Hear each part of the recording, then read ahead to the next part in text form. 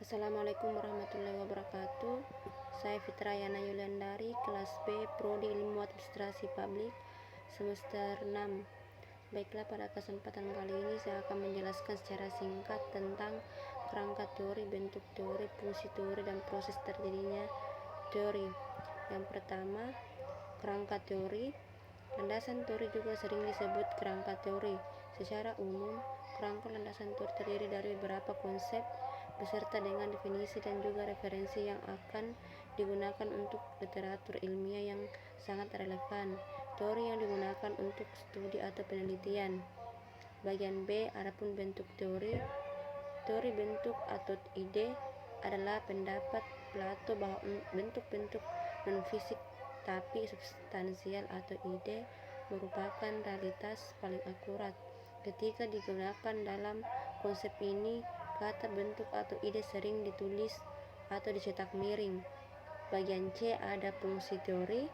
Fungsi pertama yaitu teori sebagai alat pada umumnya digunakan oleh peneliti untuk mencapai tujuan penelitian melalui usaha penelitian dalam melengkapi dan menyediakan keterangan terhadap suatu fenomena khusus, sehingga memungkinkan si peneliti mengetahui sesuatu secara maksimal. Yang kedua, teori sebagai tujuan.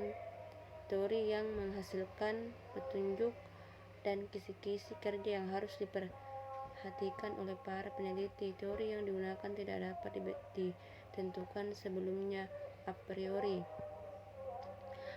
Bagian D, ada proses terjadinya teori atau pembentukan teori. Yang pertama, pendefinisian istilah merupakan hal yang sangat penting dalam berteori, terutama berkenaan dengan kejelasan atau ketepatan penggunaan istilah yang telah didefinisikan. Yang kedua, klasifikasi, yaitu pengelompokan informasi yang relevan dengan kategori-kategori yang sejenis. Klasifikasi juga merupakan pengelompokan fakta dan generalisasi ke dalam kelompok-kelompok yang homogen, tetapi tidak menjelaskan interrelasi antar kelompok atau interaksi antara fakta dengan generalisasi dalam suatu kelompok. Adapun yang ketiga yaitu mengadakan induksi dan dedukasi. Induksi dan dedukasi merupakan dua proses penting di dalam mengembangkan pernyataan teoritis setelah mendefinisikan dan mengklasifikasikan.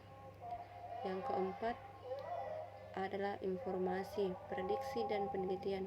Pembentukan satu teori yang kompleks mungkin terpangkal dari inferensi. Inferensi itu penyimpulan dari apa yang diamati. Inferensi ini mungkin ditarik melalui perumusan asumsi, hipotesis, dan generasi dari hasil-hasil observasi. Yang kelima, ada pembentukan model-model, karena yang dicakup dengan teori yang sering menyangkut hal-hal yang sifatnya abstrak dan kompleks, maka untuk memberikan gambaran yang lebih konkret dan sederhana dibuat model-model. Model ini menggambarkan kejadian-kejadian serta interaksi antara kejadian. Adapun poin terakhir yaitu pembentukan subteori. Suatu teori yang telah mapan dan konferensi mendorong untuk terbentuknya subteori. Subteori ini cenderung memperluas lingkungan dari suatu teori dan juga memberikan penyempurnaan. Sekian dari saya. Assalamualaikum warahmatullahi wabarakatuh.